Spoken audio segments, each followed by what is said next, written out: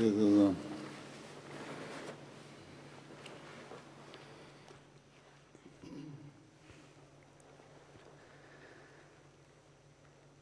الله أكبر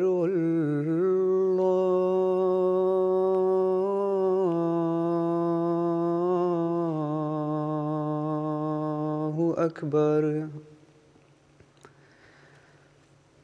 الله أكبر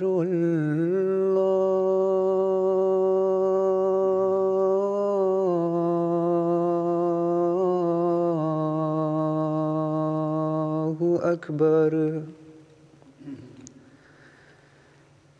أشهد أن لا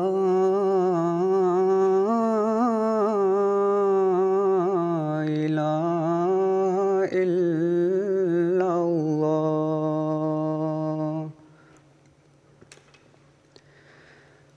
أشهد أن لا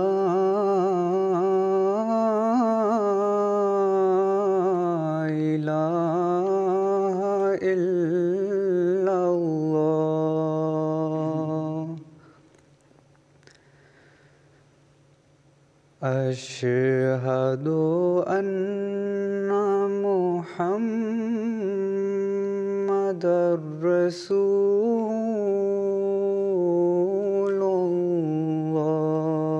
الله أشهد أن محمدًا رسول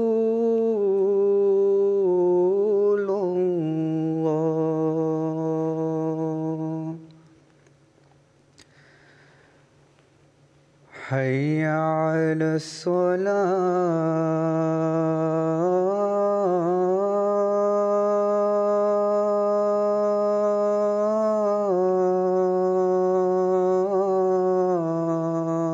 الصلاة حي على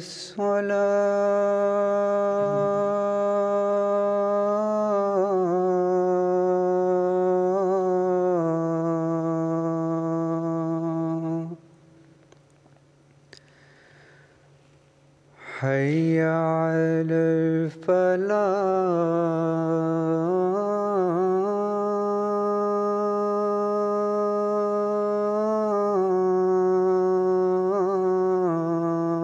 الفلاح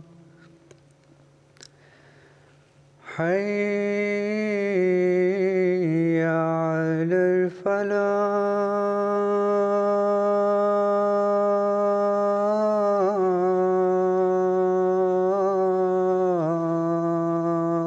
الفلاح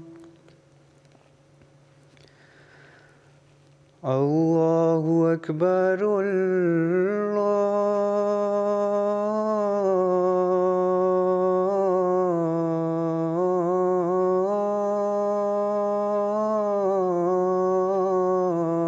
الله أكبر لا إله إلا الله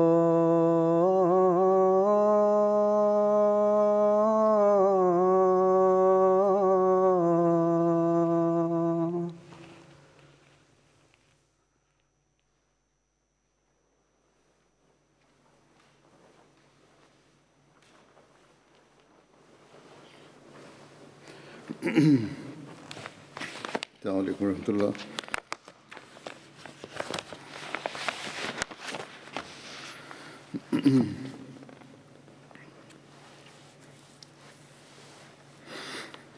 أشهد أن لا إله إلا الله وحده لا شريك له وأشهد أن محمدًا عبده ورسوله أما بعد فأعوذ بالله من الشيطان الرجيم بسم الله الرحمن الرحيم الحمد لله رب العالمين الرحمن الرحيم مالك يوم الدين إياك نعبد وإياك نستعين اهدنا الصراط المستقيم صراط الذين أنعمت عليهم غير المغضوب عليهم ولا الضالين.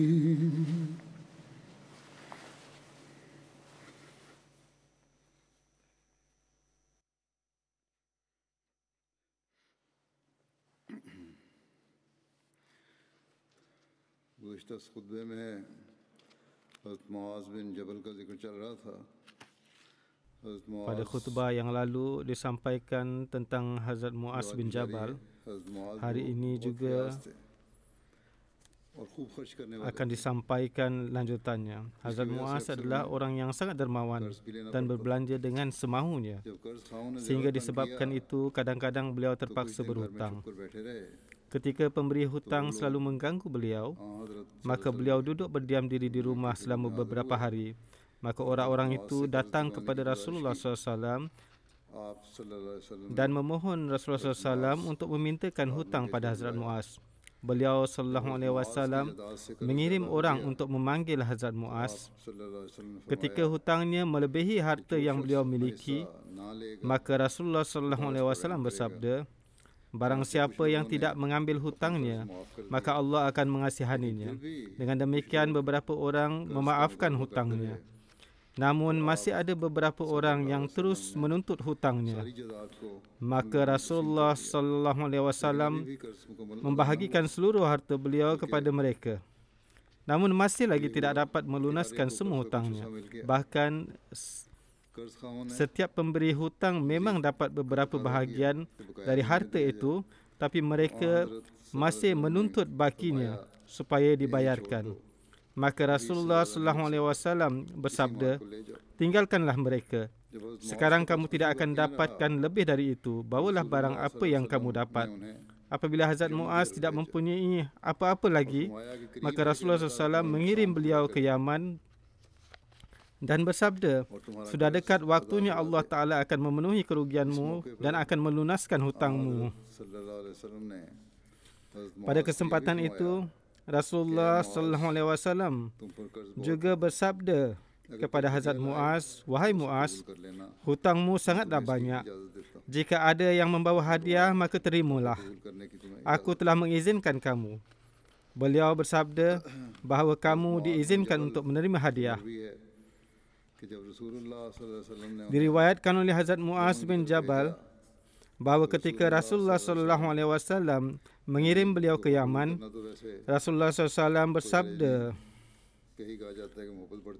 bahawa tidak ada masalah untuk menerima hadiah. Dikatakan bahawa ianya akan menambahkan kecintaan. Hendaknya salinglah memberikan hadiah satu sama lain. Namun kerana beliau dikirim ke Yaman sebagai wakil dari Rasulullah SAW, untuk itu secara khusus beliau SAW bersabda bahawa disebabkan kamu sebagai wakil, jika orang-orang memberi hadiah kepada kamu, maka kamu mempunyai wewenang membelanjakan hadiah itu untuk keperluan peribadimu. Sebab pada umumnya hadiah itu diberikan adalah untuk Baitul Mal atau Rasulullah SAW. Diriwayatkan oleh Hazrat Muaz bin Jabal bahawa ketika Rasulullah SAW mengirim beliau ke Yaman, maka Rasulullah SAW keluar bersama beliau untuk memberi nasihat.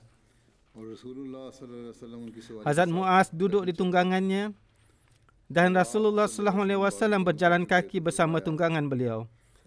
Ketika Rasulullah SAW telah menyelesaikan kata-katanya, maka beliau bersabda, wahai Muaz, mungkin saja tahun depan kamu tidak lagi berjumpa denganku, dan mungkin juga kamu akan melalui di dekat masjid dan kuburku. Mendengar kata-kata perpisahan dengan Rasulullah SAW membuatkan Hazrat Muaz menangis terseduh-seduh. Kemudian Rasulullah SAW mengalihkan pandangan beliau dan menghadap wajah mubarak beliau ke Madinah sambil bersabda, orang-orang yang dekat denganku adalah yang bertakwa, siapapun mereka dan di manapun mereka berada. Dalam sebuah riwayat diceritakan bahawa dalam satu kesempatan Yang Mulia Nabi SAW bersabda kepada Hazrat Muaz, sudah dekat waktunya kamu akan pergi ke tempat orang-orang ahli kitab. Ketika kamu sampai kepada mereka, maka ajaklah mereka untuk bersaksi bahawa tiada yang disembah selain Allah dan Muhammad adalah Rasul Allah. Jika mereka menerimanya, maka sampaikan kepada mereka bahawa Allah Ta'ala menetapkan 5 waktu solat untuk mereka dalam sehari semalam.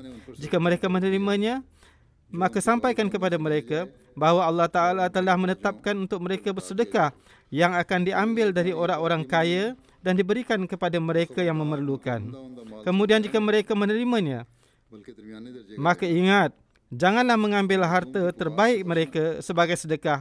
Bahkan ambillah yang pertengahan dan jangan menolak rintihan orang yang dizalimi, kerana tiada halangan antara Allah dan orang yang dizalimi. Rasulullah SAW secara khusus menasihatkan untuk jangan menolak rintihan orang yang dizalimi kerana tiada halangan antara rintihannya dan Allah Ta'ala. Rasulullah SAW mengirim Hazrat Muaz bin Jabal ke Yaman sebagai kadi. Beliau mengajarkan orang-orang Quran dan agama, memberi keputusan di antara mereka. Amilin di Yaman yang mengumpulkan zakat mengirimnya kepada Hazrat Muaz bin Jabal. Rasulullah SAW membahagikan pengaturan Yaman kepada 5 orang sahabat, Hazrat Khalid bin Said, Hazrat Muhajir bin Umayyah, Hazrat Zaid bin Labid, Hazrat Muaz bin Jabal dan Hazrat Musa Asy'ari. Yakni menurut satu riwayat, pengaturannya telah diberikan kepada 5 orang ini. Hazrat Muaz bin Jabal meriwayatkan, ketika Rasulullah SAW mengirim saya ke Yaman, beliau SAW bersabda, dalam 30 lembu, ambillah seekor lembu berumur 1 tahun sebagai zakat, dan dalam 40 lembu, syarah zakatnya seekor lembu berumur 2 tahun. Yakni beliau SAW menjelaskan tentang syarah zakat dan nisab zakat, dan dari setiap yang balik ambillah berdasarkan muwafarah, yakni sehelai kain dari Yaman senilai 1 dinar atau seharga itu. Muwafir adalah nama satu kabilah yang membuat kain itu. Nama muwafirah diambil dari sini. Ini riwayat Musnad Ahmad bin Hanbal. Alamah Ibni Ishaq meriwayatkan bahawa kaki Hazrat Muaz bin Jabal pimpang. Ketika beliau pergi ke Yaman, beliau mengimami orang-orang solat dan beliau memanjangkan kakinya, yakni kedepankan kaki beliau atau dipanjangkan ke kanan, apapun bentuknya. Maka orang-orang juga melakukan hal yang sama, yakni memanjangkan kakinya seperti yang dilakukan beliau. Ketika Hazrat Muaz selesai mengimami solat, maka beliau berkata, kamu semua melakukan hal yang baik, bahawa kamu melakukan seperti apa yang aku lakukan. Tapi di masa akan datang, jangan lakukan lagi kerana saya ini sakit. Sebab itu saya memanjangkan kaki saya dalam solat. Maksudnya, kamu taat setelah melihat apa yang saya lakukan. Itu adalah sesuatu yang patut dipuji. Memang seperti itulah seharusnya taat, yakni mengikuti imam sepenuhnya. Tapi ini keterpaksaanku, bukan sunnah. Dan siapa yang tidak ada keterpaksaan, maka dia hendaklah solat dengan cara yang betul, sebagaimana yang diperintahkan dalam sunnah, seperti mana yang diamalkan oleh Rasulullah SAW di hadapan kita. Di Yaman, Hazrat Muaz menggunakan duit Baitul Mal untuk berniaga dan keuntungannya digunakan untuk membayar hutangnya. Beliau adalah orang pertama yang menggunakan harta Allah Ta'ala untuk berniaga, dan beliau juga menerima hadiah atas izin Rasulullah SAW, sehingga kan beliau memiliki 30 ras kambing. Izin yang diberikan oleh Rasulullah SAW untuk menggunakan duit itu, betul-betul beliau gunakan hanya setakat untuk membayar hutang. Dan berniaga pun untungnya digunakan setakat untuk membayar hutang.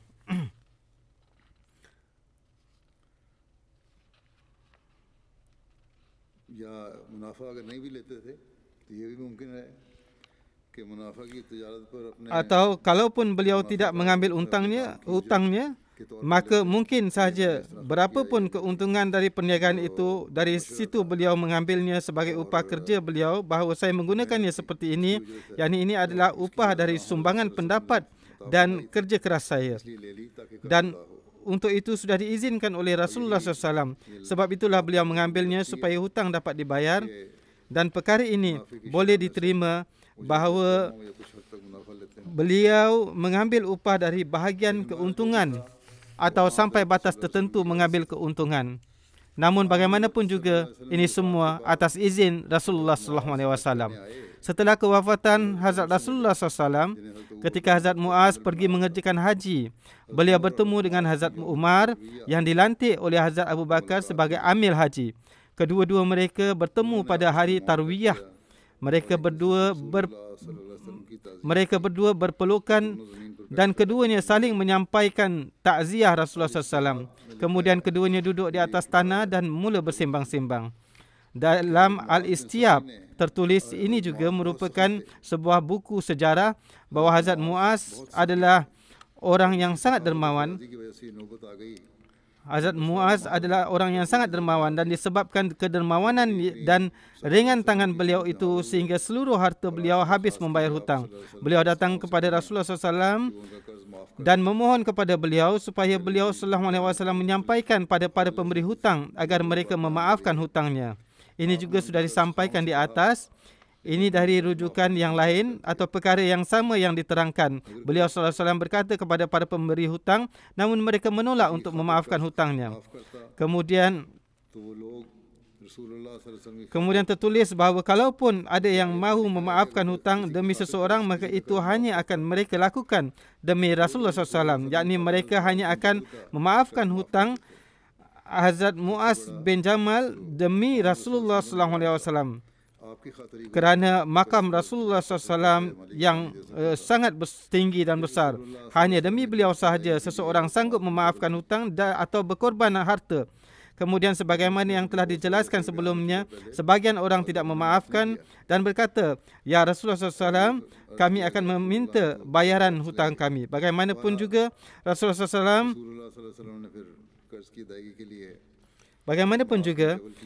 SAW telah menjual semua harta Hazrat Muaz bin Jabal untuk membayar hutang itu, dan Hazrat Muaz bin Jabal tinggal sehelai sepinggang. Kemudian pada tahun Fatah Mekah, Rasulullah SAW telah mengirim Hazrat Muaz ke Yaman sebagai seorang amir di salah satu bahagian di Yaman. Di sini menjadi lebih jelas bahawa beliau dikirim sebagai amir. Itulah sebabnya hadiah dan sebagainya yang diperolehi itu dianggap sebagai milik Baitul Mal. Beliau adalah orang pertama yang menggunakan harta Allah, yakni harta Baitul Mal, untuk berniaga. Beliau tinggal di sana sehinggalah Rasulullah SAW wafat, dan beliau dalam keadaan sejahtera. Dalam jangka masa itu, beliau terus mendapat keuntungan dalam perniagaan dan beliau terus mengambil bahagian beliau sehingga beliau hidup sejahtera. Kemudian ketika beliau kembali, maka Hazrat Umar berkata kepada Hazrat Abu Bakar, "Panggillah orang itu, yakni Hazrat Muaz, ambillah semua hartanya kecuali barang-barang keperluannya." Hazrat Rasulullah SAW memberi izin untuk membayar hutang. Sekarang hutang sudah dilunaskan dan barang-barang yang diperlukan oleh seseorang untuk memenuhi keperluannya itu pun hendaknya dibiarkan padanya. Tapi kesejahteraan ini hendaknya tidak dibiarkan. Ini menurut Hazrat Umar. Inilah sebabnya selain keperluannya, barang-barang selebihnya hendaknya diambil. Sekarang masalah ini sampai kepada Hazrat Abu Bakar. Hazrat Abu Bakar yang mencintai Rasulullah SAW tidak sanggup memberikan keputusan yang bertentangan dengan sesuatu yang diizinkan oleh Rasulullah SAW. Bagaimanapun juga, Hazrat Abu Bakar bersabda, dia dikirim oleh Rasulullah SAW dan saya tidak akan mengambil apa-apa darinya. Dan beliau diutus dengan diperintahkan, kamu boleh berniaga dan mengambil sebahagian dari keuntungannya. Sehingga beliau sendiri yang memberikannya kepada saya. Saya tidak akan memintanya. Beliau pergi atas perintah dari Rasulullah SAW dan hadiah yang beliau terima dengan seizin Rasulullah SAW serta barang-barang lainnya juga. Saya tidak akan memintanya kecuali beliau sendiri memberikannya. Lalu Hazrat Umar pergi kepada Hazrat Muaz radhiyallahu taala anhu. Hazrat Umar juga adalah seorang yang sangat tegas dalam memegang prinsip. Beliau pergi kepada Hazrat Muaz dan berkata kepada Hazrat Muaz berkata, Rasulullah SAW yang telah mengirim saya ke sana dengan tujuan supaya keperluan-keperluan saya terpenuhi dan saya tidak akan memberikan apa-apa pun. Dan ini juga terbukti dari riwayat-riwayat dan dari seluruh sirah kehidupan beliau bahawa jika pun ada kesejahteraan pada diri beliau, maka itu hanya untuk beberapa hari sahaja. Kerana sebahagian besar beliau bagi-bagikan kepada orang-orang. Nanti akan disampaikan beberapa riwayat yang darinya dapat diketahui bagaimana beliau membagi-bagikannya. Kemudian setelah itu Hazrat Muaz pergi kepada Hazrat Umar dan berkata bahawa saya menerima arahan Tuan. Sebelum ini beliau mengatakan kepada Hazrat Umar bahawa beliau tidak akan memberikan apa-apa pun. Dan setelah beberapa lama kemudian beliau pergi kepada Hazrat Umar dan berkata, baiklah, saya akan menuruti perkataan Tuan dan saya akan lakukan sebagaimana apa yang Tuan katakan kerana saya melihat di dalam mimpi. Kemungkinan beliau pergi kepada Hazrat Umar setelah selang beberapa waktu kerana di sini disebutkan mengenai mimpi. Beliau mengatakan saya melihat mimpi bahawa saya sedang tenggelam ke dalam air dan Tuan yakni Hazrat Umar menyelamatkan saya. Setelah itu Hazrat Muaz datang ke hadapan Hazrat Abu Bakar dan menceritakan semuanya kepada beliau dan bersumpah bahawa saya tidak akan menyembunyikan suatu apapun dari Tuan. Apa-apa yang telah saya ambil semuanya ada di hadapan saya. Hazrat Abu Bakar berkata bahawa saya tidak akan mengambil apa-apa pun dari anda. Baiklah, anda telah memberitahukan semua buku perhitungan kepada saya, tetapi saya tidak akan mengambil satu apapun. Saya telah memberikan semua itu sebagai hadiah kepada anda. Hazrat Umar berkata, ini adalah jalan penyelesaian yang terbaik. Ketika Hazrat Umar turut serta dalam perkara itu, ketika beliau mengetahui hal ini bahawa sekarang Khalifah Waqt telah memutuskan untuk memberikan sendiri apa yang ada semuanya kepada Hazrat Muaz, maka Hazrat Muaz menerima keputusan ini dengan penuh keitaatan. Bukanlah maksud dari Hazrat Umar untuk mempermasalahkan mengapa beliau terus mengambilnya. Maksud beliau adalah bahawa setelah kewafatan Hazrat Rasulullah SAW, sekarang seharusnya menjadi keputusan Khalifah Waqt bahawa apakah beliau boleh membelanjakannya ataukah tidak, atau apakah beliau boleh menyimpan harta itu untuk dirinya ataukah tidak. Pada mulanya Hazrat Umar berkeras supaya hendaknya harta itu diambil, namun setelah Hazrat Abu Bakar memutuskan untuk tidak mengambilnya dan memberikannya sebagai hadiah, maka kemudian Hazrat Umar tidak mempunyai apa-apa alasan. Dengan tenang beliau mengatakan, baiklah, keputusan ini adalah jalan penyelesaian yang terbaik dari semua perkara ini. Dalam hal ini terdapat penjelasan lebih lanjut bahawa Allah Ta'ala pun tidak mengarahkan perhatian beliau terhadap hal ini selagi keperluan-keperluan Hazrat Muaz belum terpenuhi. Dan ketika Hazrat Rasulullah SAW telah wafat, keperluan-keperluan beliau pun telah terpenuhi, telah tercipta kesenangan dan hutang-hutang pun telah dilunasi. Maka Allah Ta'ala sendiri telah menarik perhatian Hazrat Muaz melalui mimpi hal ini, bahawa sekarang penuhilah keperluanmu dengan hartamu sendiri. Sekarang engkau tidak boleh lagi menerima hadiah sebagai amir, tidak pula engkau boleh berbelanja dari Baitul Mal. Dan setelah itu beliau pun tidak lama tinggal di sana. Pendek kata, inilah penjelasannya secara singkat. Diriwayatkan dari Hazrat Muaz bahawa ketika Rasulullah SAW mengirim beliau ke Yaman, beliau SAW bersabda, ketika kamu berhadapan dengan suatu masalah, bagaimana kamu akan membuat keputusan? Beliau menjawab, saya akan memutuskan dengan merujuk kepada kitab Allah. Beliau SAW bersabda, jika dalam kitab Allah tidak ditemukan jawapannya, beliau menjawab bahawa saya akan memutuskan berdasarkan sunnah Rasulullah SAW. Beliau SAW bersabda, jika di dalam sunnah Rasul Allah tidak didapatkan hukumnya, beliau menjawab, maka saya akan berijtihad dengan pendapat saya sendiri dan saya tidak akan melakukan kelalaian. Muaz menjelaskan, kemudian setelah mendengar jawapan ini, Rasulullah SAW menepuk dada saya dan bersabda bahawa segala puji bagi Allah. Segala puji bagi Allah yang telah memberikan taufik kepada utusan dari Rasul Allah untuk suatu hal yang membuatkan Rasul Allah gembira. Diriwayatkan dari Hazrat Muaz bahawa ketika Rasulullah SAW mengutus beliau ke Yaman, beliau SAW bersabda, hindarilah kehidupan yang mewah kerana para hamba Allah tidak menjalani kehidupan yang mewah. Riwayat ini menjelaskan lebih lanjut bahawa hadiah dan harta dari hasil perniagaan itu adalah untuk membayar hutang. Dan Rasulullah SAW mengetahui bahawa tangan beliau terbuka. Beliau selalu menolong orang-orang miskin. Beliau akan membelanjakannya untuk hal tersebut. Namun Rasulullah SAW telah memberikan nasihat bahawa semua izin ini saya berikan kepada kamu bukanlah untuk kamu menjalani kehidupan yang mewah, melainkan untuk tujuan memenuhi keperluan-keperluanmu. Rasulullah SAW menekankan untuk menghindarinya. Hazrat Muaz meriwayatkan, ketika saya meletakkan kaki saya pada tunggangan untuk berangkat menuju ke Yaman, maka Rasulullah SAW memberikan nasihat terakhir ini kepada saya bahawa perlihatkanlah akhlak yang baik kepada orang-orang. Perlihatkanlah akhlak yang baik kepada orang-orang. Lihatlah keadaan umat Islam dewasa ini. Apakah mereka menunjukkan hal seperti ini dan merayakan Siratul Nabi dengan cara seperti ini? Tujuan sebenarnya dari merayakan Miladun Nabi adalah bahawa mengamalkan suri teladan dan nasihat-nasihat beliau sallallahu alaihi wasallam. Ketika Hazrat Muaz diutus sebagai hakim ke Yaman oleh Rasulullah SAW, beliau SAW menjelaskan kedudukan Hazrat Muaz sebagai berikut. Ini ba'astu lakum khaira ahli, yakni saya mengutus yang terbaik dari antara orang-orang saya kepada kamu. Ibni Abu Naji meriwayatkan bahawa Rasulullah SAW mengutus Hazrat Muaz sebagai hakim kepada penduduk Yaman dan menuliskan kepada mereka bahawa sesungguhnya aku menjadikan seseorang yang terbaik dari antara umatku yang berilmu dan menguasai ilmu agama sebagai hakim bagi kamu. Terdapat dalam sebuah hadis bahawa riwayat dari Musnad Ahmad bin Hanbal bahawa Hazrat Muaz radhiyallahu ta'ala anhu meriwayatkan bahawa Rasulullah sallallahu alaihi wasallam mewasiatkan 10 perkara kepadaku. Ya.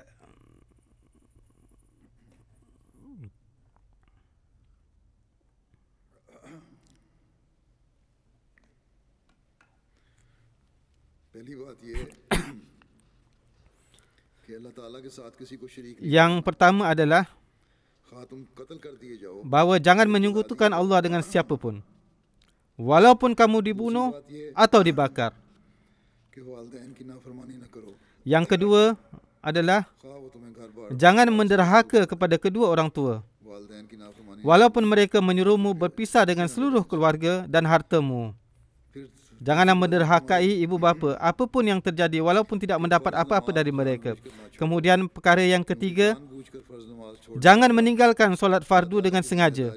Kerana orang yang meninggalkan solat fardu dengan sengaja, maka dia terlepas dari tanggungjawab dan perlindungan Allah Ta'ala. Kemudian bersabda, jangan minum minuman keras, kerana minuman keras merupakan akar dari segala kekejian. Kemudian bersabda, jauhilah dosa dan kemaksiatan, kerana dosa menyebabkan turunnya kemurkaan Allah. Kemudian bersabda, jangan lari dari medan perang. Ketika berhadapan dengan musuh, janganlah melarikan diri kerana takut walaupun orang-orang telah tewas. Kemudian bersabda, jika orang-orang terkena wabak seperti taun, sedangkan kamu berada di antara mereka, maka tetaplah berada di tempat tinggalmu. Jika tersebar penyakit taun, wabak apapun yang sedang tersebar luas, di manapun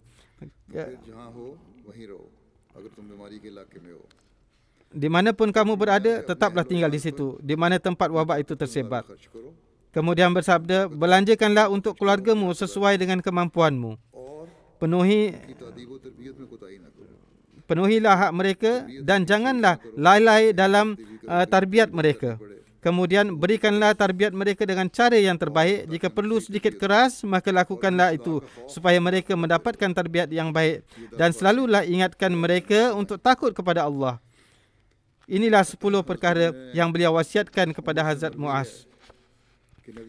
Diriwayatkan dari Hazrat Ibni Umar bahawa yang mulia Nabi SAW bersabda kepada Hazrat Muaz, wahai Muaz, aku memberikan nasihat kepadamu seperti seorang saudara menasihatkan saudaranya yang tercinta. Aku menasihatkan kepadamu bahawa bertakwalah kepada Allah. Hazrat Rasulullah SAW bersabda sebagai berikut, dan ini diriwayat dari Ibnu Umar, bahawa aku menasihatkan kepadamu bahawa bertakwalah kepada Allah.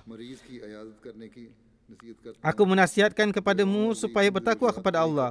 Aku menasihatkan supaya melawat orang yang sakit, memenuhi keperluan para janda dan orang-orang yang lemah, duduk bersama orang-orang miskin dan yang memerlukan, berlaku adil kepada orang-orang, mengatakan yang hak, dan janganlah ada celaan pada pencela yang menghalangmu dalam urusan Allah Ta'ala.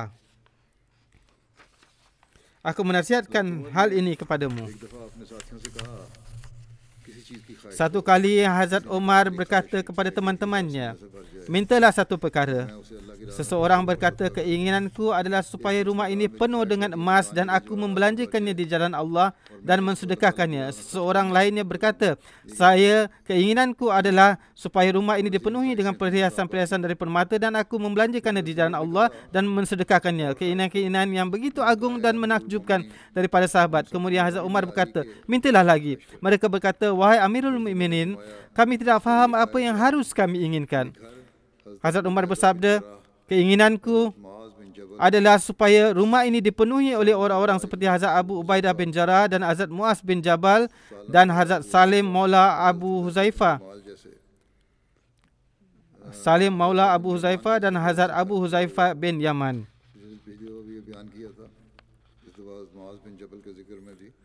Pada kesempatan yang lalu pun riwayat ini telah disampaikan. Kali ini disampaikan juga dalam pembahasan mengenai Hazrat Muaz bin Jabal. Hazrat Muaz tinggal selama 2 tahun di Yaman, yakni dari tahun 9 Hijrah hingga 11 Hijrah. Selama 2 tahun. Satu kali Hazrat Umar bin Khattab memasukkan 400 dinar ke dalam sebuah kantung dan mengatakan kepada pembantunya, bawalah kepada Hazrat Abu Ubaidah bin Jarrah. Riwayat ini juga telah disampaikan dalam pembahasan Hazrat Abu Ubaidah bin Jarrah, tapi ada sedikit lagi perincian yang belum disampaikan. Oleh itu, sekarang saya akan sampaikan perincian seluruhnya. Dan duduk sebentar di rumahnya bersamanya, lalu lihatlah apa yang beliau akan lakukan dengan harta tersebut. Lalu pembantu tersebut membawa kantung itu kepada beliau dan mengatakan bahawa Amirul Mukminin berpesan kepada Tuan, gunakanlah harta ini untuk keperluan-keperluan Tuan. Beliau berkata, semoga Allah mengasihi beliau.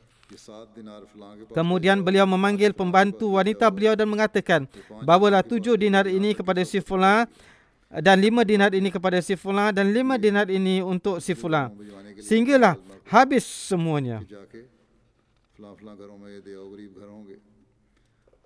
Hazrat Abu Ubaidah memanggil pembantu wanita beliau dan mengutuskannya ke rumah-rumah orang miskin untuk membahagikan wang tersebut. Kemudian pembantu tadi kembali kepada Hazrat Umar dan menceritakan semua kejadian. Hazrat Umar juga telah menyiapkan untuk Hazrat Muaz kantung kedua yang berisi dinar dalam jumlah yang sama seperti yang dikirimkan kepada Hazrat Abu Ubaidah. Beliau mengatakan kepada pembantunya, bawalah ini kepada Hazrat Muaz dan tinggallah sebentar di rumahnya dan lihatlah apa yang beliau lakukan dengan dinar tersebut. Kemudian pembantu tadi membawa kantung tersebut kepada Hazrat Muaz dan mengatakan kepada beliau, Amirul Mukminin berpesan supaya Tuan menggunakannya untuk keperluan-keperluan Tuan. Hazrat Muaz berkata, semoga Allah tak mengasihi beliau. Kemudian beliau memanggil pembantu wanita dan mengatakan, bawalah sekian dinar ke rumah si fulan dan sekian dinar ke rumah si fulan. Tidak berapa lama datang juga isteri Hazrat Muaz dan dia berkata, demi Tuan, kita pun orang miskin, yakni di rumah tidak ada apa-apa. Simpanlah sedikit untuk kita di rumah. Dengan riwayat ini, masalah yang sebelumnya berkenaan dengan hasil keuntungan dan juga menerima hadiah menjadi semakin jelas. Di sini menjadi jelas, di rumah kita pun tidak ada apa-apa, kita pun termasuk orang-orang miskin. Berikanlah juga kepada kita. Waktu itu dalam kantung hanya berbaki 2 dinar. Semuanya telah beliau bagikan.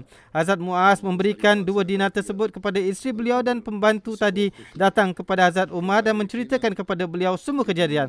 Hazrat Umar merasa sangat gembira atas hal itu dan bersabda, sesungguhnya keduanya, yakni Hazrat Abu Ubaidah dan Hazrat Muaz, satu sama lain adalah bersaudara.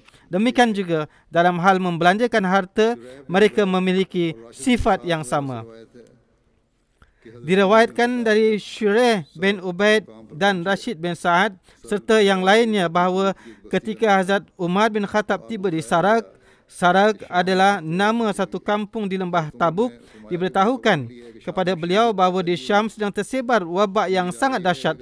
Hazrat Umar bersabda, saya mendapat berita bahawa di Syam sedang tersebar wabak yang sangat dahsyat.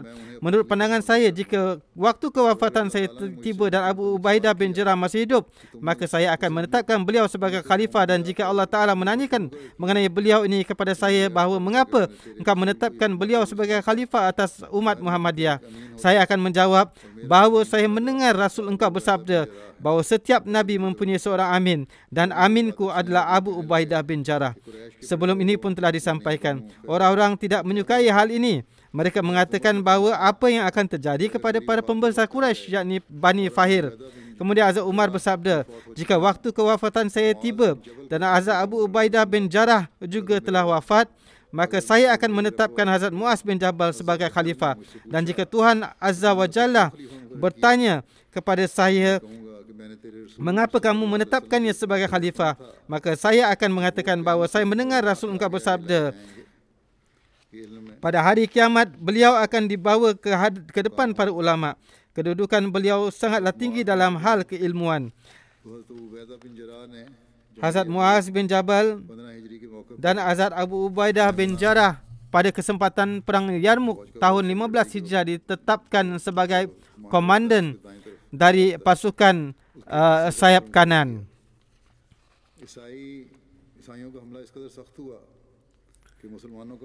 Serangan orang-orang Kristian begitu dahsyatnya sehingga pasukan sayap kanan kaum muslimin menjadi terpecah, terpisah dari pasukan dan tercerai-berai. Ketika Hazrat Muaz melihat keadaan ini, beliau telah membuktikan keberanian dan keteguhan langkah beliau dan turun dari kudanya dan berkata, sekarang saya akan berperang dengan berjalan kaki.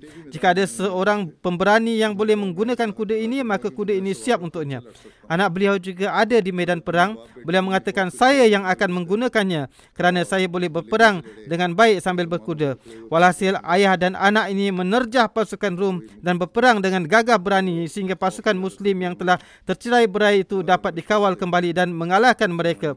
Walaupun tadinya keadaan mereka sangat membimbangkan dan akhirnya mereka membawa kemenangan bagi kaum Muslimin. Abu Idris Khawlani meriwayatkan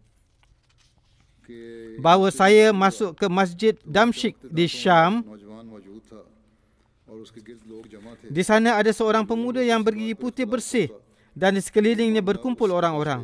Ketika orang-orang berselisih mengenai satu perkara, maka permasalahan tersebut dibawa kepadanya dan mereka memberikan keutamaan kepada pendapatnya. Saya menanyakan mengenai pemuda tersebut. Maka diberitahukan bahawa ini adalah Hazrat Muaz bin Jabal. Keesokan harinya saya datang pada waktu tengah hari dan melihat bahawa beliau telah ada lebih dulu sebelum saya di sana. Saya melihat beliau sedang mengerjakan solat. Saya menunggu beliau. Setelah beliau selesai solat, saya pergi ke depan beliau dan bersalam dengan beliau. Saya katakan kepadanya, demi Allah, saya mencintai Tuhan demi Allah. Hazrat Muaz berkata, demi Allah. Saya berkata, demi Allah. Hazrat Muaz berkata lagi, demi Allah. Saya berkata, demi Allah. Kemudian beliau memegang hujung kain cadar saya lalu menarik saya ke arahnya dan berkata, berbahagialah kerana saya telah mendengar Rasulullah SAW bersabda, Allah Azza wa Jal berfirman bahawa orang yang saling mencintai satu sama lain demi aku, orang yang duduk satu sama lain demi aku, orang yang saling bertemu demi aku, dan untuk orang yang membelanjakan satu sama lain demi aku, bagi mereka telah diwajibkan untuk mendapatkan kecintaanku, yakni kecintaan Allah Ta'ala telah diwajibkan atas mereka. Terdapat dalam satu riwayat bahawa Hazrat Muaz bin Jabal memiliki 2 isteri. Ketika beliau berada di rumah salah satunya sesuai dengan giliran, maka ketika di rumah isteri yang lainnya beliau tidak melakukan apa-apa walaupun hanya meminum air. Betapa adilnya beliau. Terdapat dalam satu riwayat lain bahawa Hazrat Muaz bin Jabal memiliki 2 isteri. Ketika tiba giliran rumah salah satunya, maka beliau tidak melakukan apa-apa di rumah yang lainnya walaupun hanya untuk berwuduk. Kedua-dua isteri beliau wafat di Syam disebabkan oleh wabak penyakit. Kedua-duanya dikuburkan dalam satu kuburan. Waktu menguburkan, Hazrat Muaz mengundi isteri yang mana satukah yang pertama dikuburkan. Demikianlah sikap adil beliau. Dalam satu lagi riwayat siri sahabah dikatakan bahawa beliau memiliki dua isteri. Keduanya wafat disebabkan oleh tahun Amwas, yakni wabak tahun yang sedang merebak pada masa itu.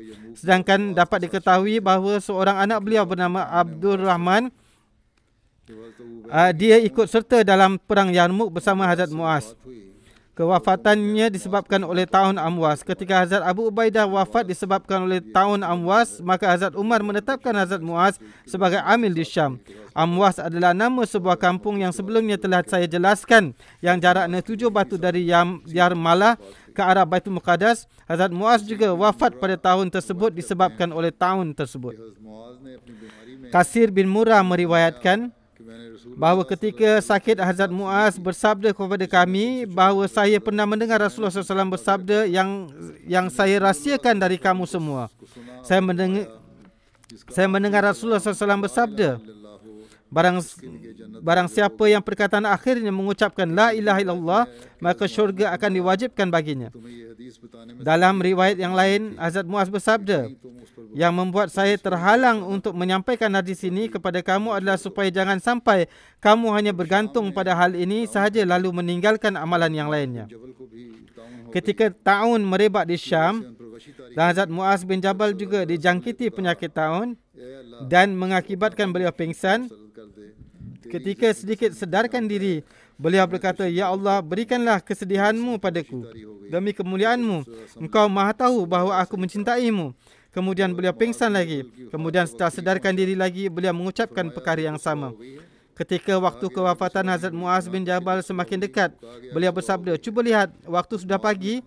Ada yang berkata bahawa waktu itu belum pagi. Ketika tiba waktu pagi, ada yang berkata bahawa waktu sudah pagi. Hazrat Muaz berkata, "Aku berlindung kepada Tuhan dari malam yang paginya akan membawa kepada Jahannam. Aku ucapkan selamat datang kepada kematian. Aku ucapkan selamat datang kepada orang-orang yang akan menjumpai kekasihnya, yang akan datang setelah sekian lama. Ya Allah, Engkau tahu bahawa aku takut kepadamu, tetapi pada hari ini aku menaruh penuh harapan.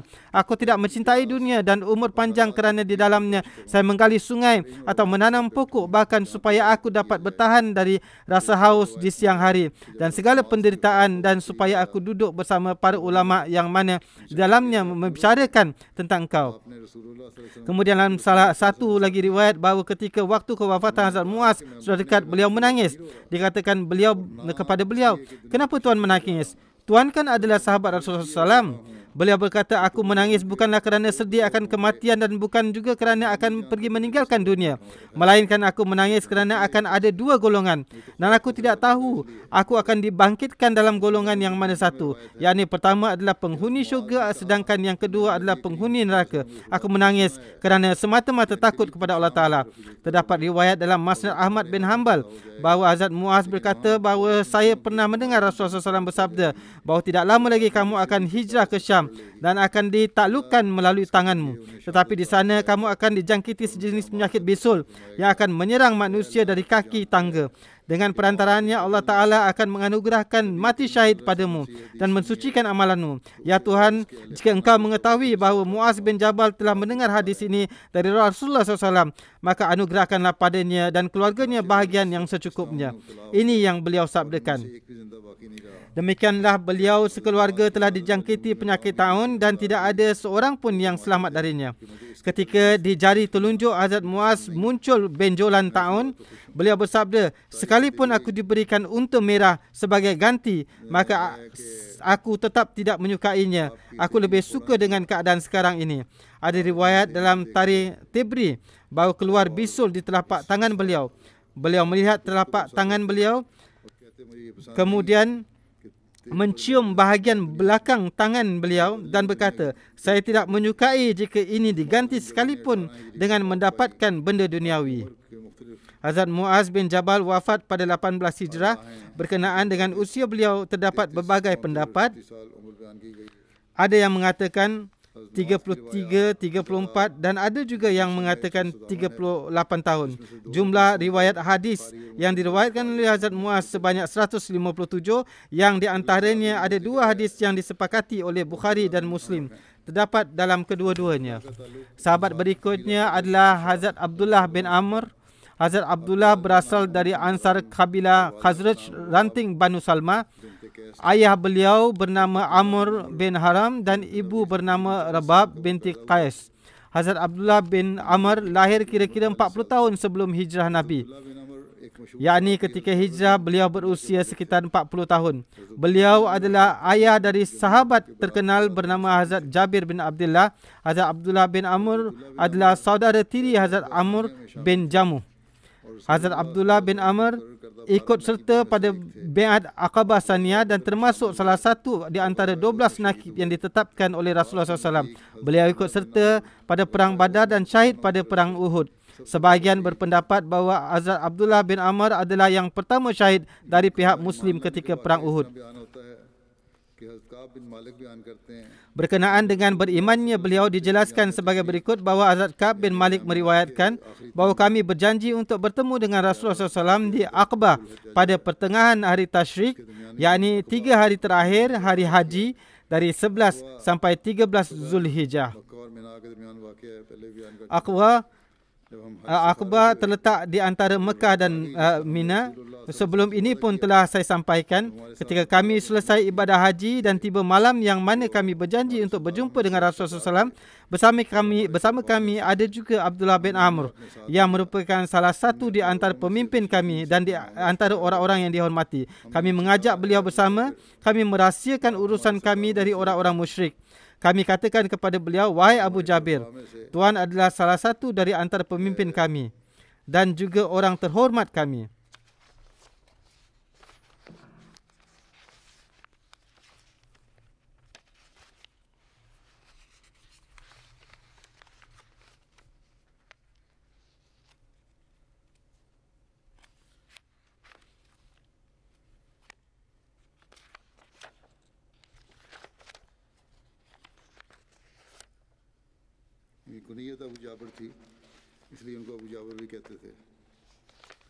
Nama gelaran beliau Abu Jabir, sebab itulah beliau juga dipanggil Abu Jabir. Kemudian kami berkata kepada beliau, wahai Abu Jabir, Tuan adalah salah satu dari antara pemimpin kami dan juga orang terhormat kami, dan kami tidak ingin Tuan menjadi bahan bakar jahanam. Maka kami menyeru beliau kepada Islam dan mengkhabarkan untuk pergi kepada Rasulullah SAW di daerah Aqwa. Beliau menerima Islam dan ikut serta dalam Bai'at Aqabah dan ditetapkan sebagai nakib. Hazrat Jabir bin Abdullah meriwayatkan, saya dan bapa saya dan 2 pakcik saya termasuk sahabat Aqabah. Perawi Ibnu Uyainah,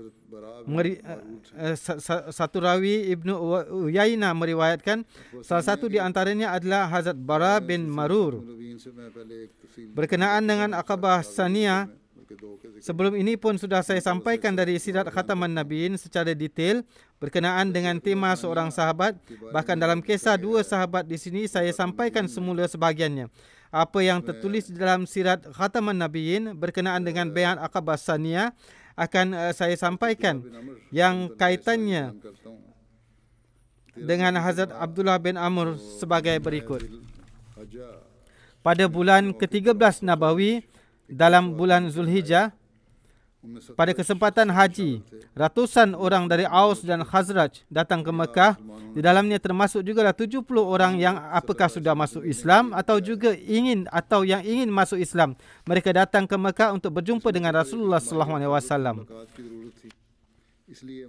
Pada kesempatan itu diperlukan satu pertemuan secara bersama dan secara rahsia. Oleh kerana itu, setelah selesai rukun haji, ditetapkanlah pada tarikh pertengahan di bulan Zulhijjah. Di hari itu menjelang tengah malam, semua orang hendaknya datang ke lembah yang sama seperti yang telah ditetapkan tahun lalu untuk menemui Rasulullah SAW sehingga dapat berbincang secara berasingan dengan tenang dan tanpa gangguan. Dan beliau SAW menekankan kepada para Ansar supaya jangan datang sekaligus. Bahkan datanglah satu-satu atau 2-2 orang ke lembah pada waktu yang telah ditetapkan, dan jangan dibangunkan mereka yang tidur dan jangan juga menunggu mereka yang tidak hadir.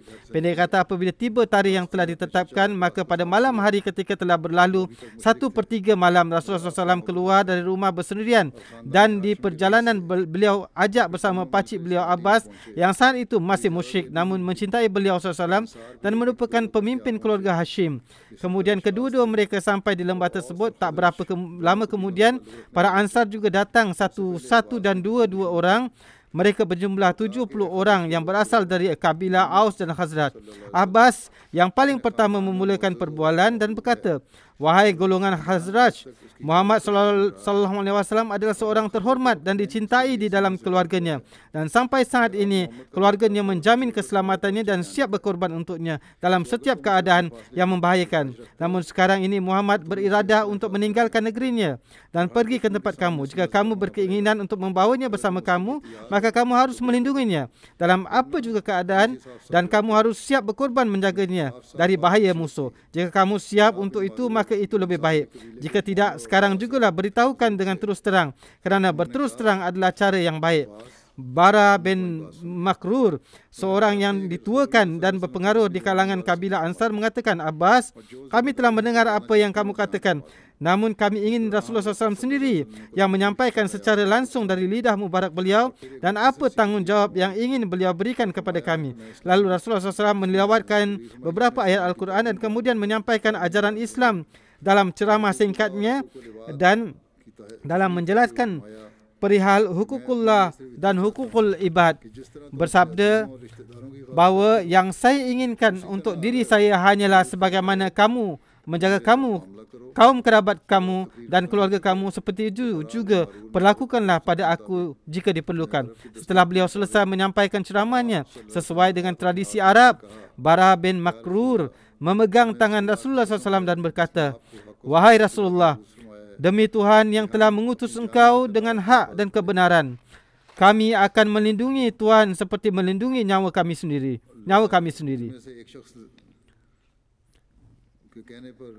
Di antara mereka ada yang berkata bahawa ketika Allah memberikan kemenangan kepada Tuhan nanti, apakah Tuhan akan meninggalkan kami? Dia bertanya kepada Rasulullah SAW. Lalu Rasulullah SAW sambil tersenyum bersabda bahawa darahmu akan menjadi darahku, kawanmu akan menjadi kawanku, musuhmu akan menjadi musuhku. Atas hal itu Abbas bin Ubadah Ansari melihat ke arah kawan-kawannya dan berkata, "Wahai manusia, apakah kamu faham apa maksud dari perjanjian ini? Maksudnya adalah bahawa kamu harus bersedia untuk menghadapi setiap kulit putih dan hitam dan bersedia untuk menghadapi segala pengorbanan."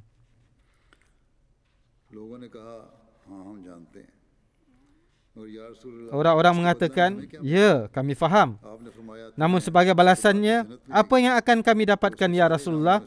Beliau sallallahu alaihi wasallam bersabda, "Kamu akan mendapatkan syurga Allah Taala yang merupakan nikmat yang paling tinggi di antara nikmat-nikmatnya." Semuanya mengatakan, "Kami setuju dengan perdagangan ini." "Wahai Rasulullah, hulurkanlah tangan Tuhan." Beliau sallallahu alaihi wasallam menghulurkan tangan berkat beliau dan sekelompok 70 orang yang bersedia berkorban jiwa ini baiat di tangan beliau dalam perjanjian untuk memberikan pembelaan. Baiat tersebut dikenali dengan nama Baiat Aqabah kedua. Setelah terjadi baiat, beliau sallallahu alaihi wasallam bersabda kepada mereka, "Musa telah memilih 12 nakib dari antara kaumnya yang akan menjadi pengawas dan penjaga mereka dari sisi Musa. Aku juga ingin menetapkan 12 nakib dari antara kamu yang akan menjadi pengawas dan penjaga kamu. Bagiku mereka akan menjadi seperti para hawari Isa yang akan bertanggungjawab padaku berkenaan dengan kaumnya. Maka kamu cadangkanlah nama orang-orang yang layak dari antara kamu dan persembahkanlah di hadapanku."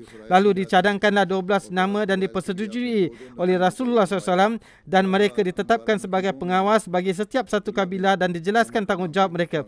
Dan untuk beberapa kabilah beliau telah menetapkan 2 nakib. Walhal di antara 12 nakib tersebut, salah satunya adalah Abdullah bin Amr yang beliau tetapkan juga sebagai nakib. Terdapat dalam satu riwayat bahawa pada kesempatan perang Uhud, ketika pemimpin kaum munafikin Madinah Abdullah bin Ubay bin Sulul melakukan pengkhianatan, lalu Hazrat Abdullah bin Amr berusaha untuk menasihati orang-orang itu.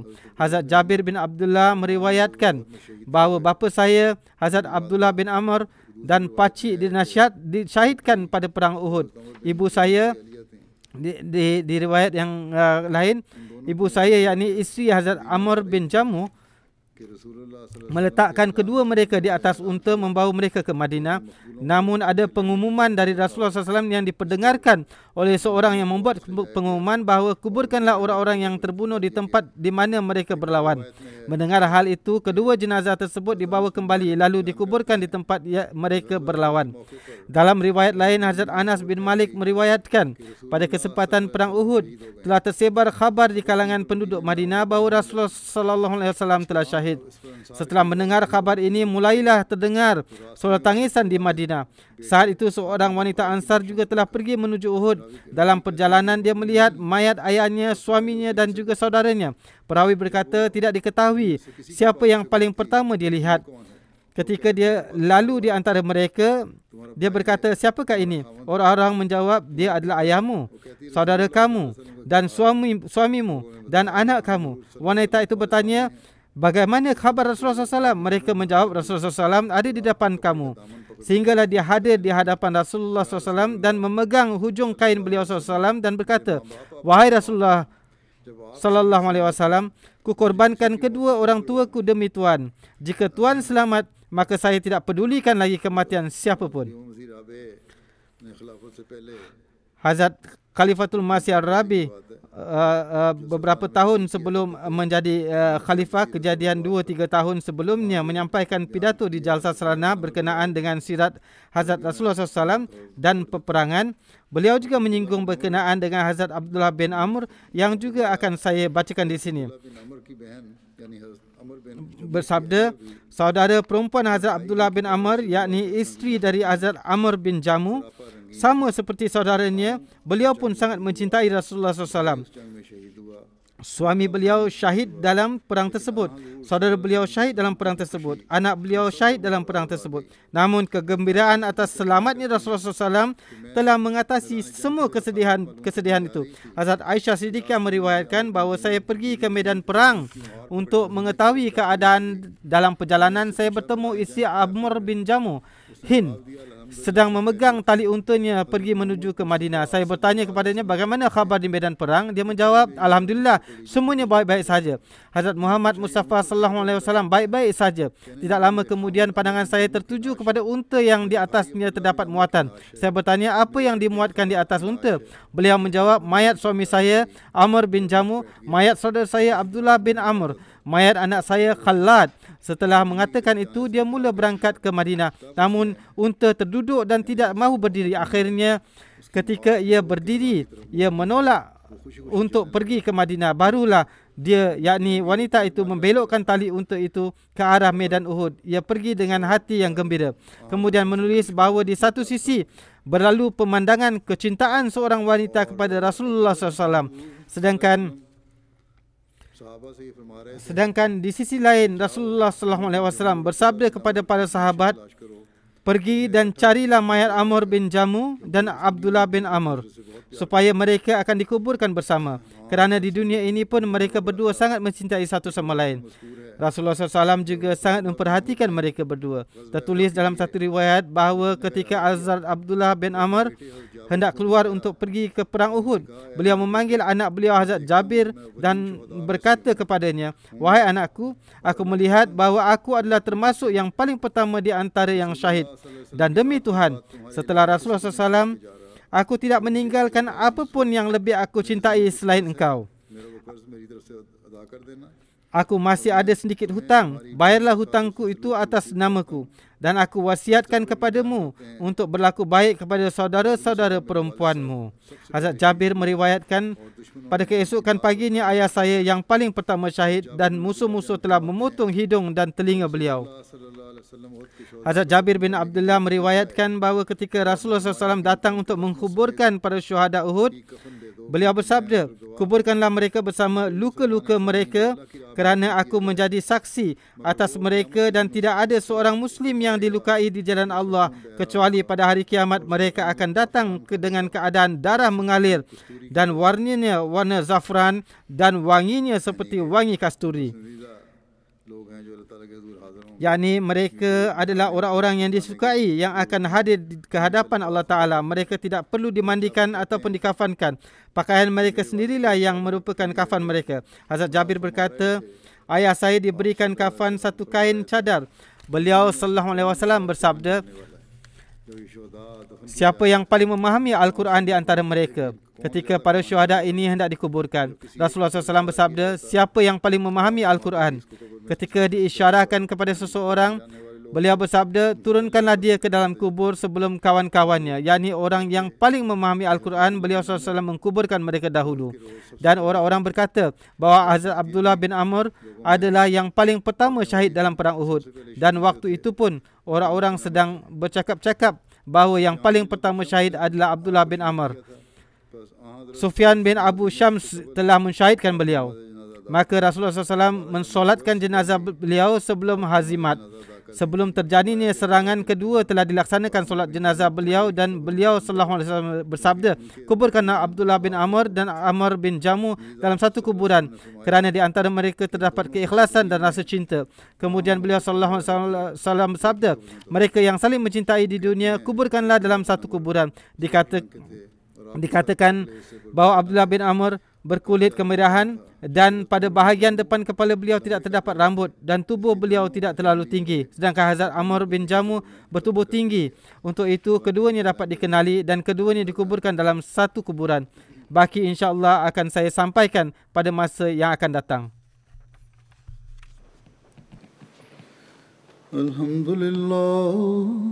Alhamdulillah nahmaduhu wa nasta'inuhu wa nastaghfiruh wa nu'minu bihi wa natawakkalu alayhi wa na'udzu billahi min shururi anfusina wa min sayyiati a'malina. Man yahdihillahu fala mudilla lahu ومن يضلل فلا هادي له ونشهد أن لا إله إلا الله ونشهد أن محمدا عبده ورسوله. عباد الله رحمكم الله إن الله يأمر بالعدل والإحسان وإيتاء ذي القربى وينهى عن الفحشاء